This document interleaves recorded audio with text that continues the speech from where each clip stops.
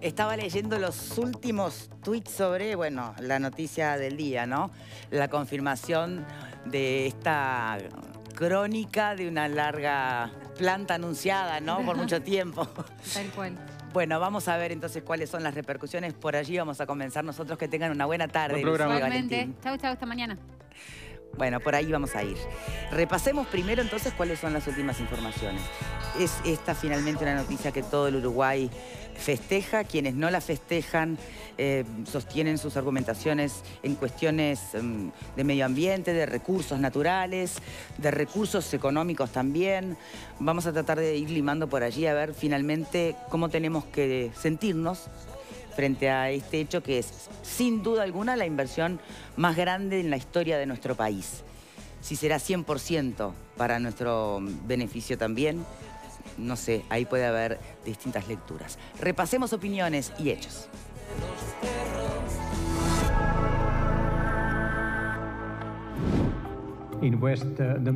UPM ha tomado el día de hoy la decisión de invertir en la construcción de una nueva planta de celulosa de eucaliptus de 2.100.000 toneladas por año en el departamento de Durazno. Entonces ahora que tenemos tiempo debemos preparar a nuestros ciudadanos y desde el propio gobierno departamental estaremos apoyando. Implica un montón de desafíos. Obviamente todo este proceso tiene que transparentizarse y dar la información que esté disponible, acceder a todo el mundo. Lo mismo que cualquier ciudadano. Nos alegramos de la instalación de este emprendimiento. Creemos que el gobierno uruguayo negoció de mala manera. Creemos que no supo representar los intereses de todos los habitantes del país, entregando demasiado a cambio. Esta es la mayor inversión en la historia de UPM. También creemos que es la mayor en la historia en el sector forestal y también la mayor inversión extranjera en el Uruguay. Nosotros hemos dicho que esto es una inversión de importancia estratégica para el país, que lo único que lamentamos que se haya hecho a puertas cerradas y no que se haya encarado como política de Estado en la medida que va a involucrar a 6 gobiernos y que este tipo de beneficios que se le dan a una cadena productiva no se extiendan a otras. Se calculan entre 7.000 y 10.000 trabajadores que dependen su trabajo de esta instalación, de forma tal que desde el empleo es indiscutible que es una buena noticia. Este tipo de emprendimientos en general en Uruguay tenemos la tradición de que se pueden manejar en términos de todo el sistema político. Eso no ocurrió, hubo una exclusión permanente de los partidos que no integramos el gobierno. Es un hito importante. Naturalmente, no podemos ignorar que todo este trámite ha generado muchas resistencias, que el gobierno tiene que tener muy en cuenta para que esta gran inversión, que ahora se ratifica y que, vuelvo a decir, es la continuidad de una gran política forestal del país, dé los frutos necesarios y no genere problemas. Para la empresa ha sido un proceso muy intenso. Fue relevante el poder garantizar la sostenibilidad en un proyecto de estas características de largo plazo y de gran escala. Construction time and also the time when the mill is started up.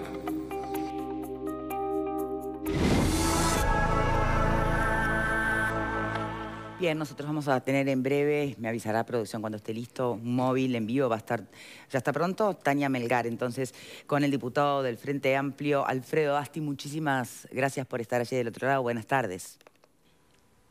Hola Victoria, buenas tardes. Así es, estábamos escuchando el informe inicial. Consultarle al diputado, agradecerle por estos minutos. Bueno, por un lado, ¿cómo tomó usted este anuncio, esta confirmación de la instalación de esta nueva planta de UPM? Eso por un lado. Por otro lado, también conversar unos minutos sobre esto de que, bueno, la oposición, si bien todo el país celebra el aumento de fuentes laborales que todo implica la creación de esta nueva planta, también se habla un poco del tema del secretismo en la negociación. Ese es otro de los puntos que queremos conversar con él. Y por último también el tema de la inversión, qué rentabilidad, si hubo algún tipo de estudio, de análisis para ver qué rentabilidad le dejará al país la instalación de UPM. Buenas tardes, diputado. Bueno, buenas tardes. Para mí es un gusto poder emitir en este momento una opinión sobre esta inversión que es la inversión más importante que ha recibido el país, también es la inversión más importante que ha realizado esta empresa finlandesa en su historia y ha elegido Uruguay para hacerla. ante todo, es una confirmación de que Uruguay es atractivo para los inversores, y esto viene no solamente debe considerarse no solamente la inversión de UPM, sino lo que esta inversión puede arrastrar, como precisamente esa elección que hizo UPM en base a las características de Uruguay, a su seguridad jurídica, su calidad institucional, su clima social, su estabilidad macroeconómica, todo eso que muchas veces se pone en duda desde adentro del país, desde fuera del país nos ven de otra manera, y es una confirmación entonces de eso que es una tradición en Uruguay y que fundamentalmente en estos últimos años, fundamentalmente hasta el 2013, 2014, fuimos receptores de muchas inversiones productivas. Luego, por un tema de incertidumbre mundial, estas han caído, pero ahora, quizás en el peor momento de incertidumbre mundial y de crisis en la región, no en Uruguay, pero sí en los países vecinos, se da esta confirmación de la empresa finlandesa eligiendo a Uruguay para establecer su segunda planta.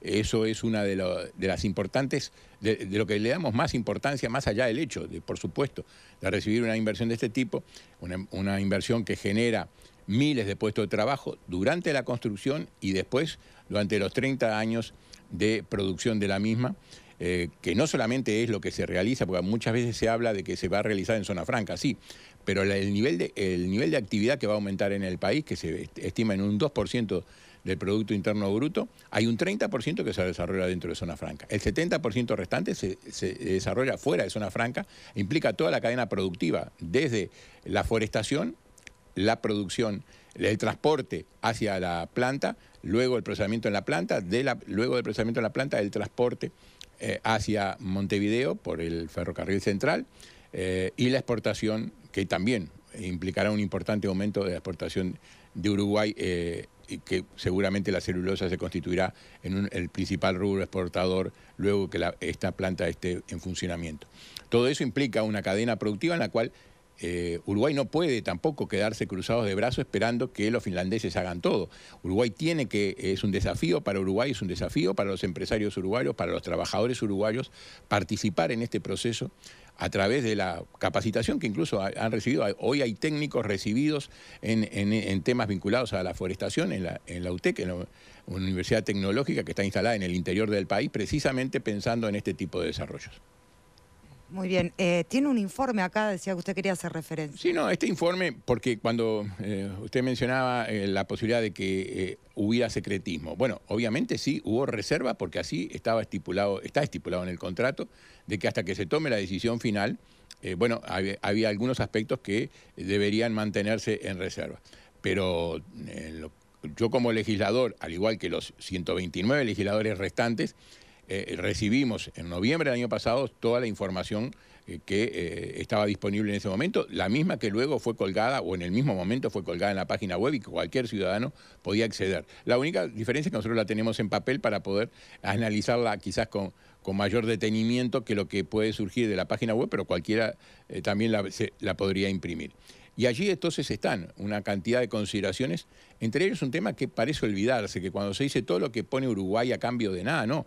Uruguay invierte, como está invirtiendo en el ferrocarril central, como va a tener que invertir en temas de vialidad, y todos esos costos en el puerto, todos esos costos que va a asumir, en un escenario, hay un estudio hecho por una consultora independiente, privada independiente, en el peor de los escenarios va a tener un retorno, o sea, una ganancia por la inversión realizada en 30 años del 5%, en el peor de los casos. Pero en el escenario promedio, en el escenario más probable, ese retorno, esa ganancia se estima en 12%.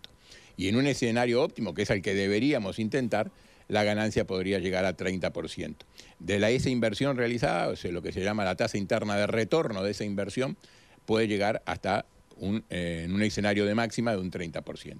Entonces, hay que ver las cosas positivas que tiene esta inversión para Uruguay, que además tiene el gran desafío de lo que implica la innovación tecnológica, la capacitación del personal, que va a participar en esta obra, tanto en la etapa de construcción como luego en la etapa de producción. Estamos hablando de 6.000 personas en el máximo en la etapa de construcción y de 10.000 puestos de trabajo, directos, indirectos e inducidos, luego durante el funcionamiento de la planta durante 30 años. Por lo tanto, es un desafío.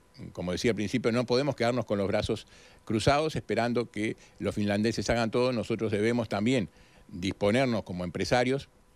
Hay un capítulo especial para el fomento de los proveedores locales para UPM. Está previsto en el contrato con UPM desarrollar a esos proveedores, o sea, a esas pequeñas y medianas empresas que van a participar en el suministro de bienes y servicios, y por lo tanto ahí sí también se originan puestos de trabajo que deben obviamente participar, prepararse para poder participar y ser proveedores de esta gran empresa internacional. Diputado, buenas tardes. ¿Me escucha?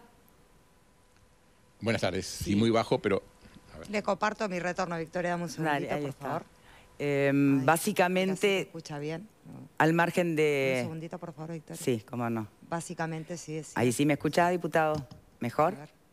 ¿Mejoró o no? ¿Empeoró? Un segundito, Victoria. No. Estamos acá en una lucha titánica con el retorno de un segundo. A ver si ahora me escucha. Ahí está. A ver. ¿Ahora me escucha? Perfecto. Bien, sí. Al margen de todas las razones muy válidas por las cuales efectivamente se entiende que nuestro país puede celebrar definitivamente esta inversión, permítame igual que insista en algunos aspectos que desde la oposición se han recalcado, ¿no?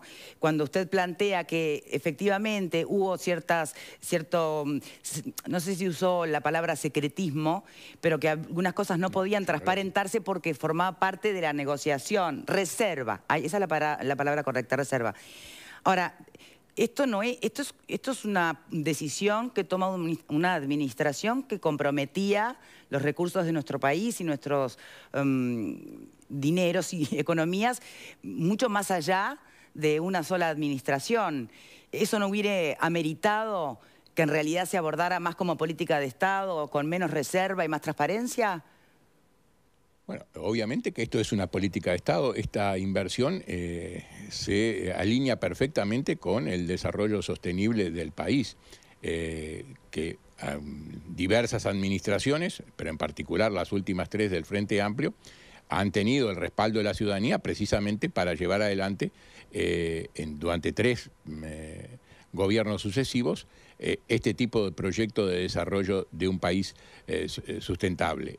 Por eso es que está esta inversión que se pudo realizar porque formaba parte de lo que desde el primer momento se trabajó para obtener esta planta. U otra planta de similares características en este u otro lugar. No estoy cuestionando la lógica ni del Frente Amplio, la coherencia, digamos, ni del gobierno en estas últimas administraciones, y mucho menos con quienes de alguna manera empezaron con la política de la forestación anterior al Frente Amplio, ¿no? Eso es coherencia, efectivamente, y esta es la expresión más concreta. Ahora, la pregunta es, no desde la ciudadanía, sino desde los demás actores políticos, desde los partidos de oposición, los líderes hoy precandidatos que han estado hablando sobre el tema, todos insisten en que no debió ser tan reservado, y de hecho el propio Martínez dice, de ahora en más vamos a transparentar, dice transparentizar, pero supongo que se refiere a transparentar. Bueno, por supuesto que de ahora en adelante hay que poner arriba de la mesa todas las oportunidades que, como recién decía, todos los uruguayos vamos a poder tener para participar en la medida de lo posible, en los beneficios que otorga esta inversión. Obviamente los primeros beneficiados son quienes van a estar ubicados en la zona de construcción de la planta. Allí obviamente seguramente habrán tenido la opinión del intendente de Durazno, de la gente que vive en el pueblo Centenario o en Paso de los Toros, que van a ser las 2 poblaciones que van a recibir el mayor impacto por la localización de la planta. También algunos beneficios que el propio contrato prevé de inversión de la empresa en esa zona. Pero hay temas contratación que sí estaba previsto que hubiera reserva hasta la firma del contrato. Luego de la firma del contrato se dieron conocimiento en ese informe que estoy diciendo, y muchos más estarán, lo ha anunciado el gobierno en el comunicado de hoy, estarán disponibles para, ahí sí, abrir esa posibilidad de participar a todos de este acuerdo, de esta inversión tan importante. Sí. ¿Qué hay de las quejas que a veces se planteaban de parte de los propios trabajadores también, de que, bueno, había beneficios que se le ofrecían a UPM, a la inversión extranjera, que no se le ofrecían a la empresa nacional, ¿no? al empresario uruguayo? ¿Son de recibo estos aspectos, estas críticas? ¿Es verdad? ¿Son tantos más los beneficios que se le ofrecen a la inversión extranjera? ¿Qué hay de la cláusula sindical, de paz sindical, que era una de las polémicas que planteaba el propio PIT-CNT? Y que se plantearon dentro del propio PIT-CNT. Hoy salió un comunicado, hoy salió un comunicado del Ministerio de Trabajo relatando también, dando a conocer todo el proceso de negociación que llevó a establecer protocolos de actuación para todas las partes, en este caso, por supuesto, respetando no solamente la legislación nacional, sino los convenios internacionales de trabajo. Por supuesto que es una obra que podrá tener sus conflictos, pero en la negociación tripartita se acordó precisamente mecanismos de prevención de conflictos que involucren, por supuesto, a las tres partes. El Ministerio de Trabajo va a tener presencia por la magnitud que tiene la obra en la propia obra, o sea que no tendrán que, si hay un conflicto, que trasladarse a Montevideo para discutir, sino que estarán oficinas del Ministerio de Trabajo localizadas allí precisamente donde se desarrolla la obra, para poder iniciar cualquier etapa de conciliación para evitar los conflictos. La propia UPM reconocía en el comunicado de hoy de que iba a haber conflictos seguramente. ¿Está prohibida la ocupación, por ejemplo? ¿Eso quedó claro? ¿Que es una medida no, que hay todo un protocolo. Hay todo un protocolo que establece las formas de evitar que se lleguen a los puntos más álgidos del enfrentamiento, pero sí todas las etapas previas que deben recorrerse. Eso UPM lo ha aceptado, los trabajadores lo han aceptado. La negociación colectiva que los trabajadores y el Estado han defendido, incluso ante denuncias de la OIT, se confirma una vez más que cuando hay buenas intenciones, como en este caso UPM ha demostrado en estas negociaciones, y lo destaca el comunicado del Ministerio de Trabajo, de tener protocolos para prevenir los males mayores, los menores y los mayores, pero en particular nos referimos, si se llega a la hipótesis de ocupación que usted planteaba, hay protocolos para tratar de evitar eso, habiendo conciliaciones previas, negociación colectiva previa, y así es que se ha avanzado muchísimo, y en el propio comunicado que ustedes seguramente tienen disponible en el Ministerio de Trabajo se especifica ese tema, que por supuesto se seguirá desarrollando una vez que se comience las obras, no solamente con UPM, sino con todos los demás contratistas, a los cuales UPM le hará conocer cuáles son los protocolos que se han acordado en esta negociación colectiva. Diputado, muchísimas gracias. Gracias, Tania. Gracias a ustedes, muy amable. Muy bien, Victoria. Siguen ustedes en piso. Bien. ¿Cómo lo toman ustedes? ¿Cómo lo sienten ustedes? Finalmente, quienes se resisten a la planta, a la nueva planta, quienes se resisten al tren, terminan siendo fundamentalistas, personas que no tienen ningún sustento sus argumentaciones.